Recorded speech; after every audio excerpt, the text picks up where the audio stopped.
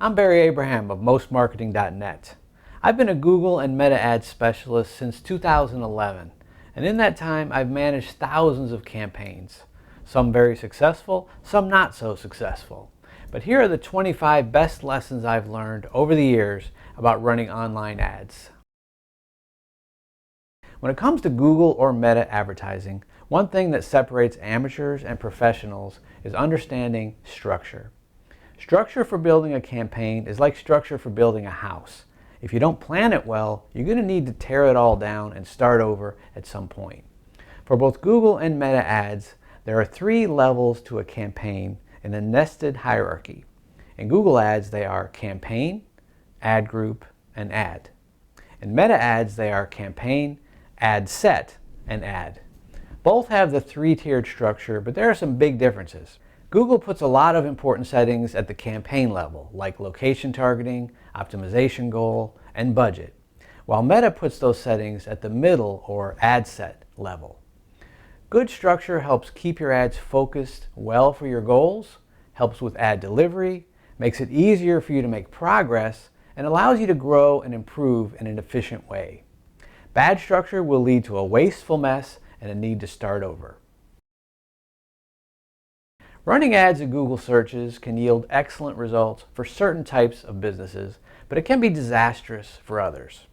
Too much aggressive competition for specific keywords is often the spoiler, but there can be other spoilers too. When the market is overcrowded with advertisers, the auction price for a click goes up, up, up, making it difficult for anyone to get much return on investment. And since there's only a limited number of searches every day, there's too much demand for exposure by advertisers without enough placement opportunities, also known as inventory. This is a significant problem in many industries. If this is the case with your industry, it might be best to avoid running Google search ads altogether. Every keyword targeted in Google ads is like its own little marketplace. There are sweet spots for search ads. Keywords that have enough volume of searches, are not overly competitive, have commercial intent, meaning that people want to do business, not just get answers, and have clear terminology. When a keyword has those qualities, it's better positioned for positive return on investment. Remarketing is undoubtedly one of the most valuable and untapped advertising methods online. There are 2 reasons why it's exceptional. Number 1, the ads show to people who have already taken an interest in your business, such as through your website, your social posts, or other channels. Number 2, it's incredibly inexpensive. Just $1 a day can get you an amazing amount of advertising with remarketing. Here's how it works. First, audiences are created based on interactions. For example, people who visited your website in the last 10 days. Or perhaps those who visited a particular page on your website in the last 3 months. It could be an Instagram engagement, YouTube engagement, or other type as well. Then you run a special ad campaign only to those people.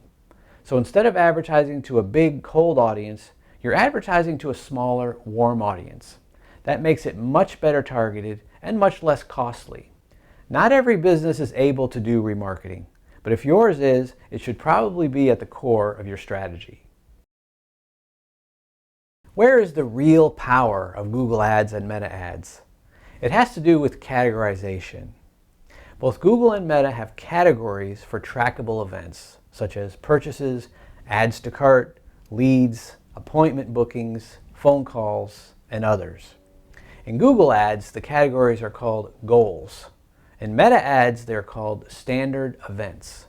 Assigning a relevant category to a corresponding event helps the ad systems be informed about consumer behavior. For example, the system might know that a particular customer frequently adds items to cart on websites, but rarely makes purchases.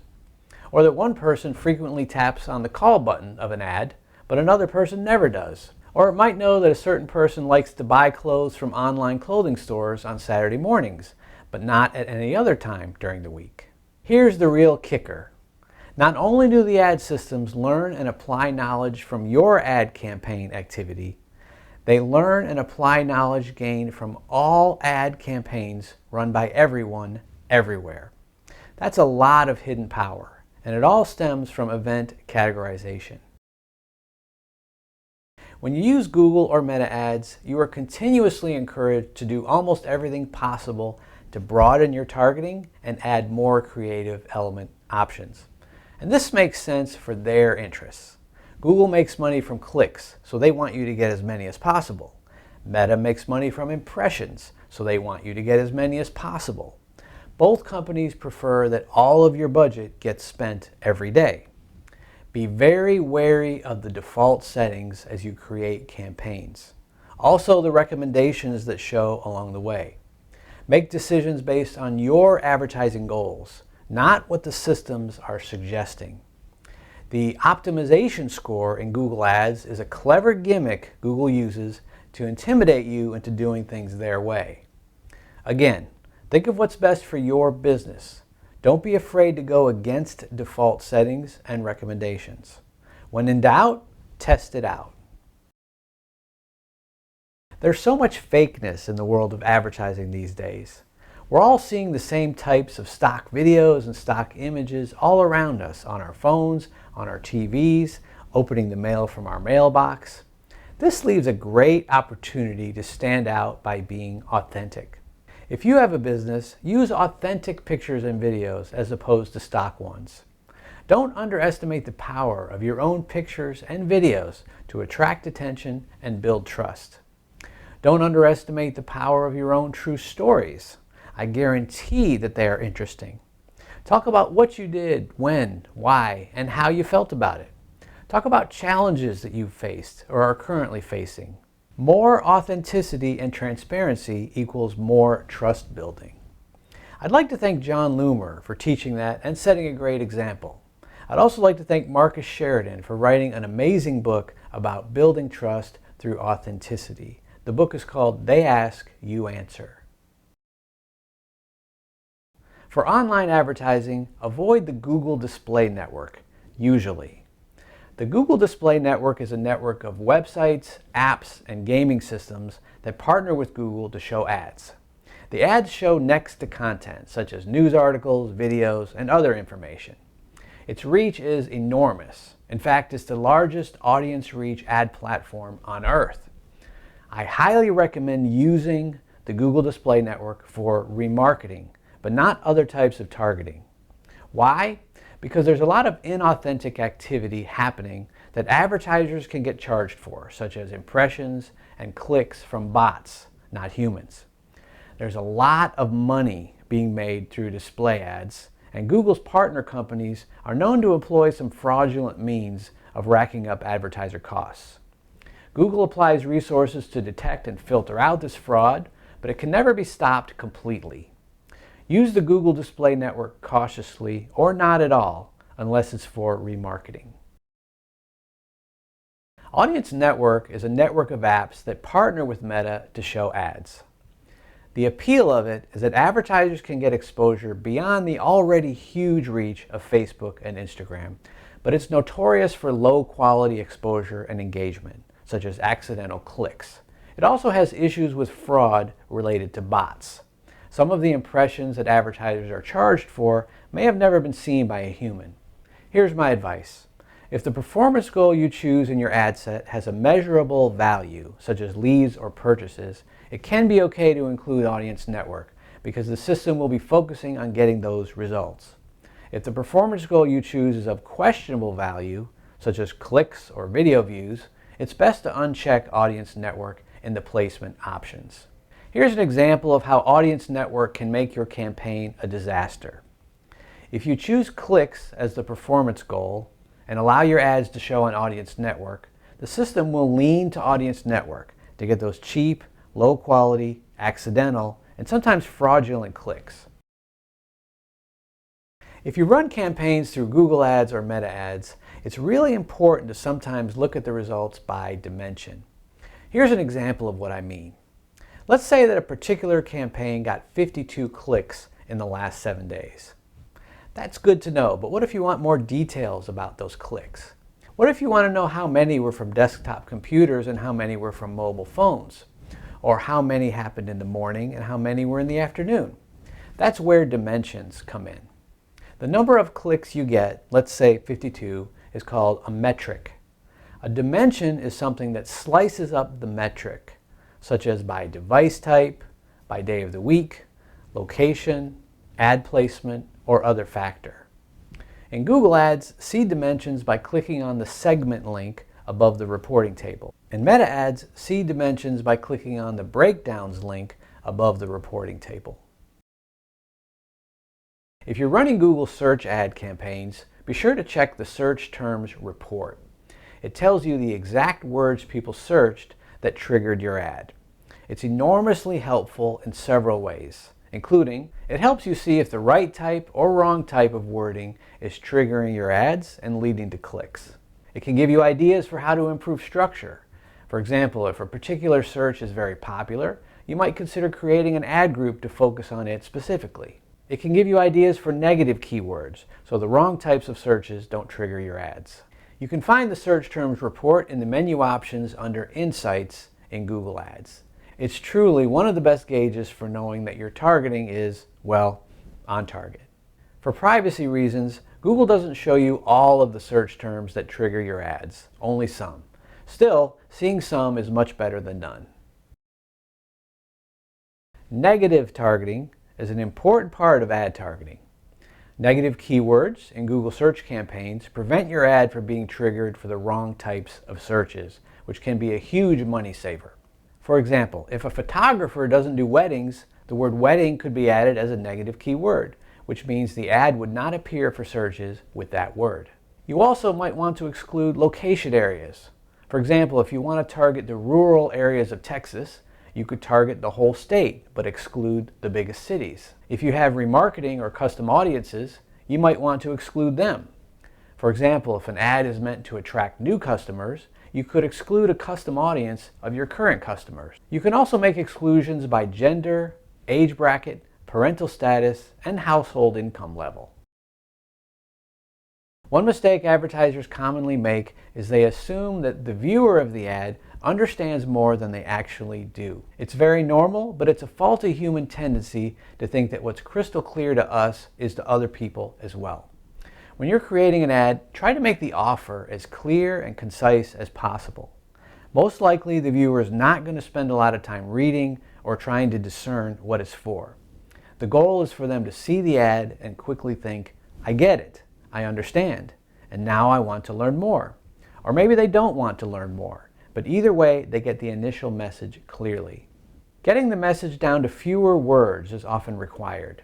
Creating different versions and testing them is almost always a good idea. The most important aspect of the ad is relevance.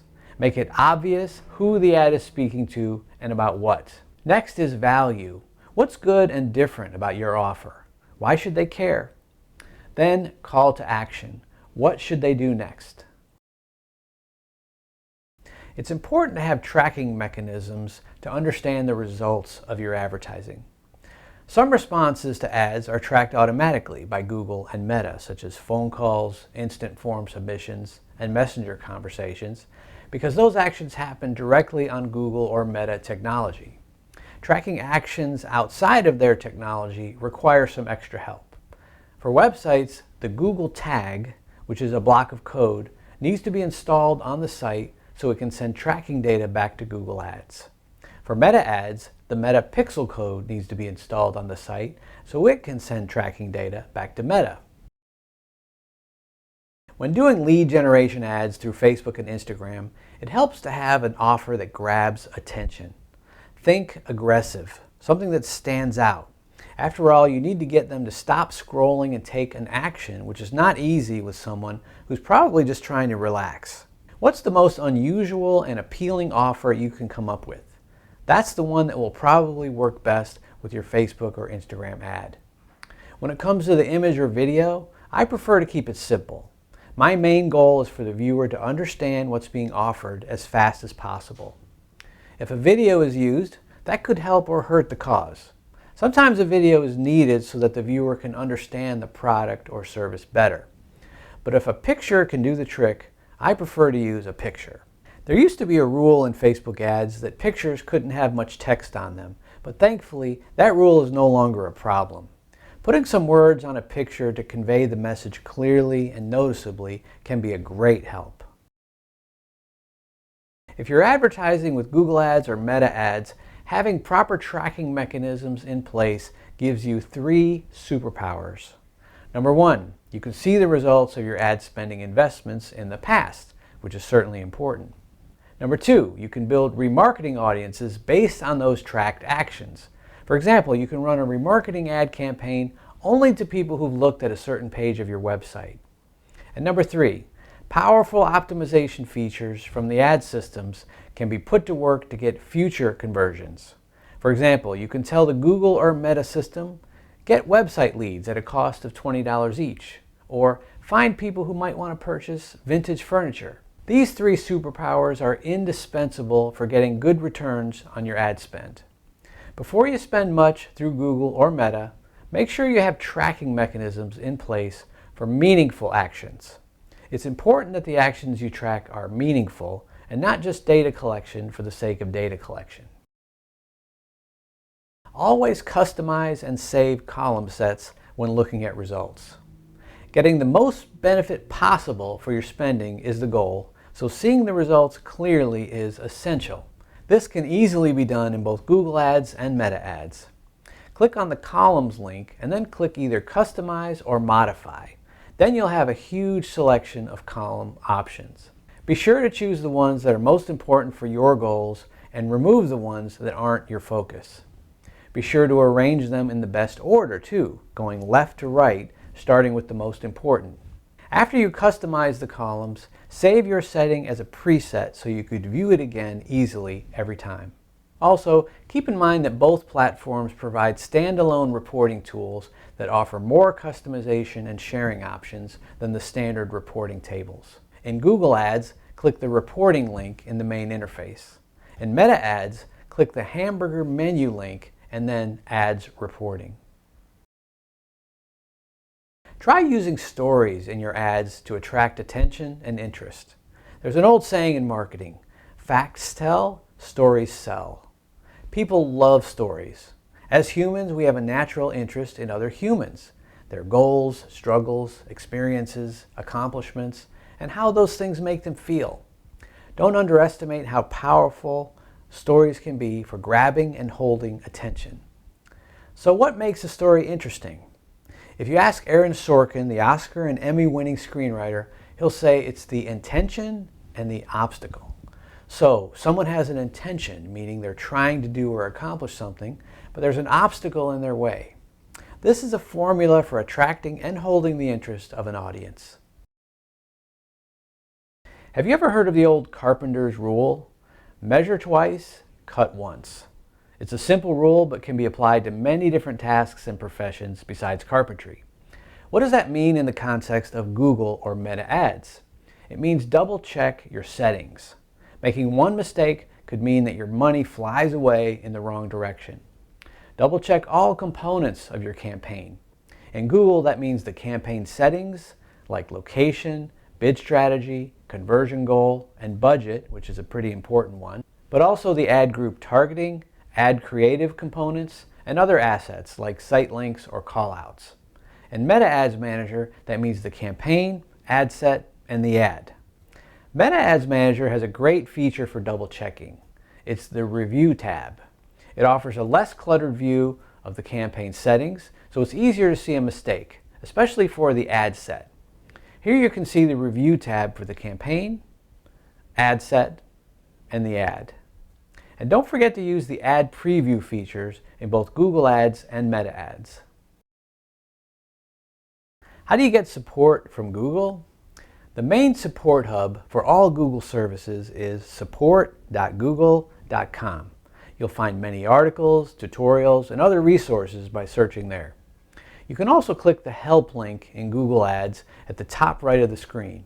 That will lead you to several options, including one to contact a support representative. How to get support from Meta? The main support hub for your Facebook profile is facebook.com/help. If there's an issue with your Facebook profile, there's a place where you can look to see if you have a message from Meta about it. Not many people know about this, but that's facebook.com/support. That's called the support inbox. For help with Meta business related questions, this is the main support link, facebook.com/business/help. If there's an issue with your Facebook page, there's a place you can look to see if you have a message about that. That's the support inbox for your Facebook page, facebook.com/support, and make sure you choose the profile of your page. Also, you can click the question mark link in Meta Business Suite or Meta Ads Manager to get help and support options. So if you're running Google or Meta Ads for your business, what exactly are you being charged for? With Google Ads, the traditional cost is per click. Appearances of the ad, which are called impressions, are free, but you'll be charged when someone clicks on it. That means that clicks could be a good thing or a bad thing. It depends on who's clicking and why. It's important to strategize for getting the right clicks and avoiding the wrong ones. A wide array of techniques can be involved in that process, and it does get complicated.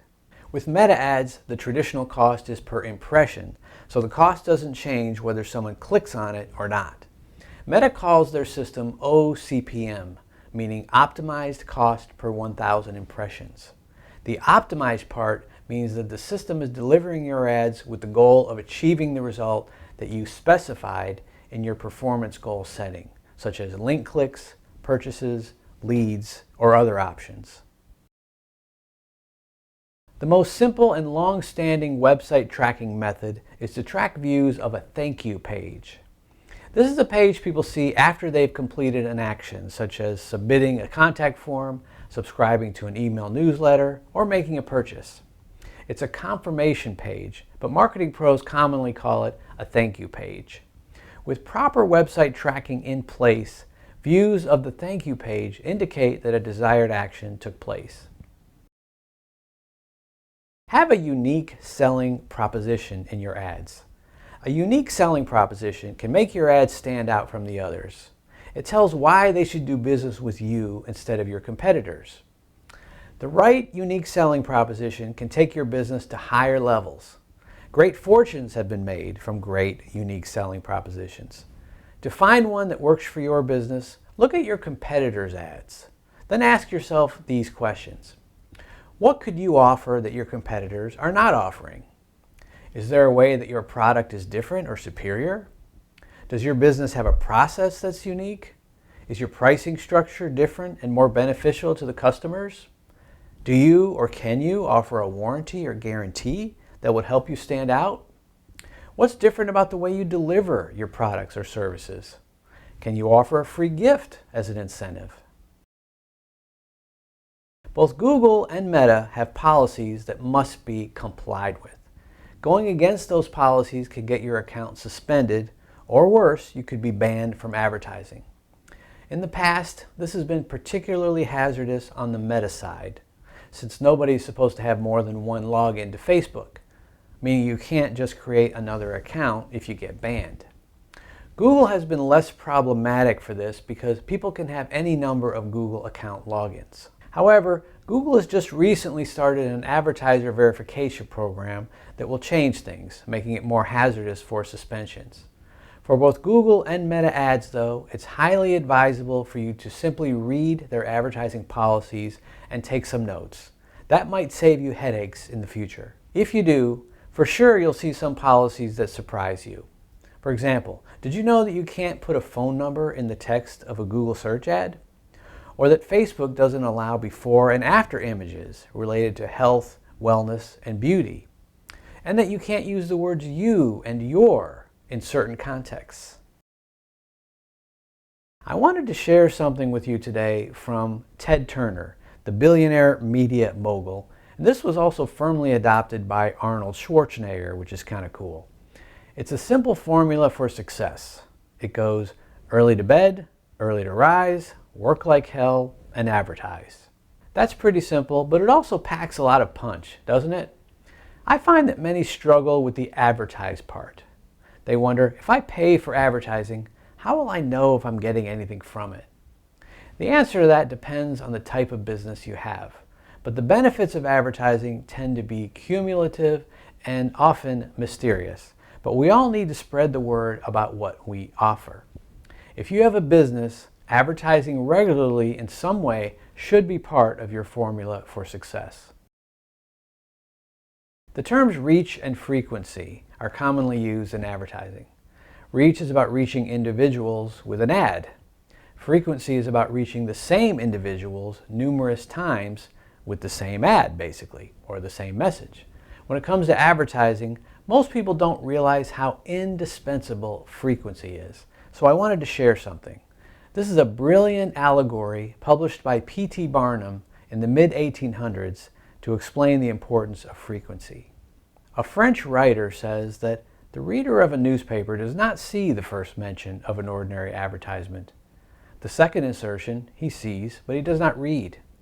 The third insertion he reads. The fourth insertion he looks at the price. The fifth insertion he speaks of it to his wife. The sixth insertion he's ready to purchase. And the seventh insertion he purchases.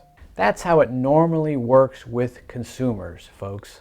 Never underestimate the importance of frequency.